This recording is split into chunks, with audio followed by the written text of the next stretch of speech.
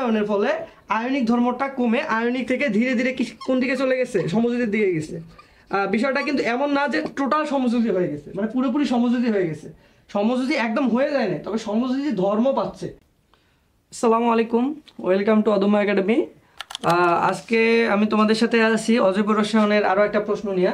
সেটা হচ্ছে আমরা যে বিষয়টা নিয়ে আলোচনা করবো আজকে, সেটা হচ্ছে যে silver fluoride, silver chloride, silver bromide এবং সিলভার আয়োডাইড। এই যে চারটা যৌগ লিখছি আমি, এর মধ্যে দেখো যে কমন জিনিস কি আছে, কমন কিন্তু হচ্ছে সিলভার। সবগুলার ক্যাটায়ন কি সিলভার, এবং সবগুলার অ্যানায়ন যেগুলো সেগুলো কি, একটা ফ্লোরাইড, একটা ক্লোরাইড, একটা ব্রোমাইড, আর একটা কি আয়োডাইড।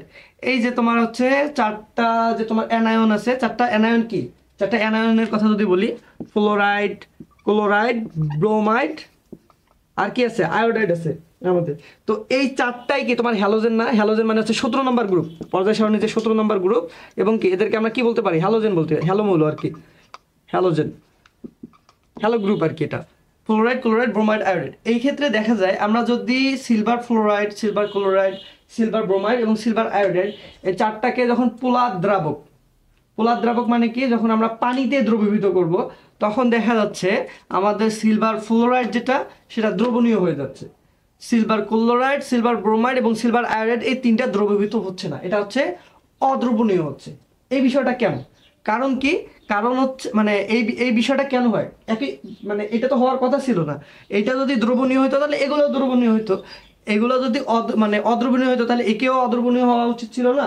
কিন্তু কেন এই জিনিসটা মানে ভিন্ন হচ্ছে, একই পর্যায়ে একই গ্রুপ বা একই গ্রুপে যে মৌলগুলো থাকে সেগুলোর কি আমরা জানি কি রাসায়নিক ধর্মগুলা মোটামুটি সেম হয়। তো রাসায়নিক ধর্মগুলো মোটামুটি সেম হয়, এটা আমাদের কি জানা জিনিস একটা।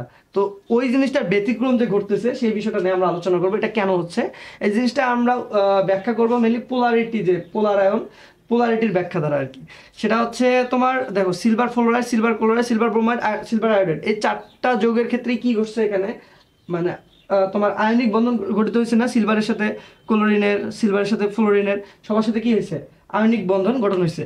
আমরা পোলার আয়নের সংজ্ঞা অনুযায়ী জানি, মনে করো যে সাপোজ হচ্ছে সোডিয়াম আর ক্লোরিন, সাপোজ আমি উদাহরণ দিচ্ছি, মনে করো সোডিয়ামের প্রথম কক্ষপথে কয়টা আছে, 2টা ইলেকট্রন আছে, তারপরে কক্ষপথে কয়টা আছে, আর শেষ কক্ষপথে কয়টা আছে, একটা ইলেকট্রন আছে।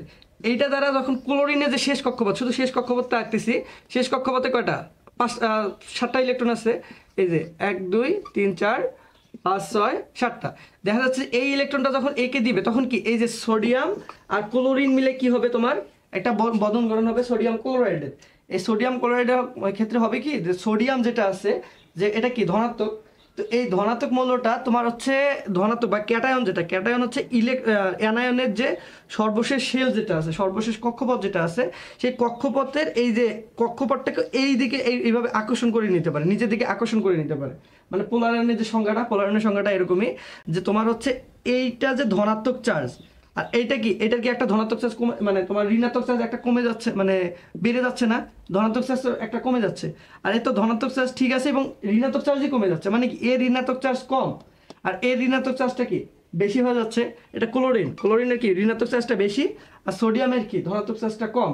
দেখা যাচ্ছে ধনাত্মক চার্জটা কম, এর কি ঋণাত্মক চার্জটা বেশি। তো দেখা যাচ্ছে যে এই সোডিয়ামটা, এই যে ঋণাত্মক যে পরমাণুটা হচ্ছে, পরমাণু কোনটা, ক্লোরিনের যে ইলেকট্রন যে তোমার মেঘটা আছে, বা ইলেকট্রন যে শক্তি স্তর মেঘটা আছে, এটাকে নিজের দিকে টেনে নিতে পারতেছে। টেনে নেওয়ার ফলে কি হবে, এই আয়নিক বন্ধনটা ধীরে ধীরে সমযোজীর দিকে যাবে, সমযোজী বন্ধনের কিছু বৈশিষ্ট্য লাভ করবে। ঠিক আছে, তো আমরা জানি যে যখন তোমার একই পর্যায়ের ক্ষেত্রে যদি আমরা দেখি, একই গ্রুপের ক্ষেত্রে যখন দেখবো, ফ্লোরিন, ক্লোরিন, ব্রোমিন, আয়োডিন, এগুলোর ক্ষেত্রে কি হয়, ফ্লোরিনের আকার কি খুবই ছোট না, তো ফ্লোরিনের আকার খুব ছোট হওয়ার কারণে এই জায়গায় তোমার যে পোলার আয়ন যে বিষয়টা, তোমার হচ্ছে ইলেকট্রন মেঘকে যে নিজের দিকে টেনে নিবে, খুব বেশি কিন্তু টেনে নিতে পারে না। যে কে কে টেনে নেবে, সিলভার টেনে নেবে।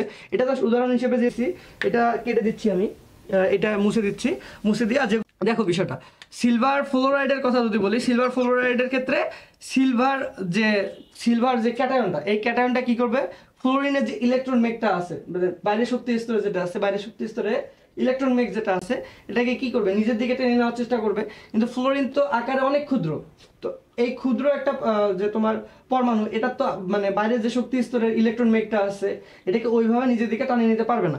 তারপর যদি আমরা ক্লোরিনের কথা বলি, ক্লোরিনেরটা কিন্তু পারবে, অনেকটা পারবে, কারণ কি ক্লোরিনের আকার ফ্লোরিনের থেকে অনেক বড়।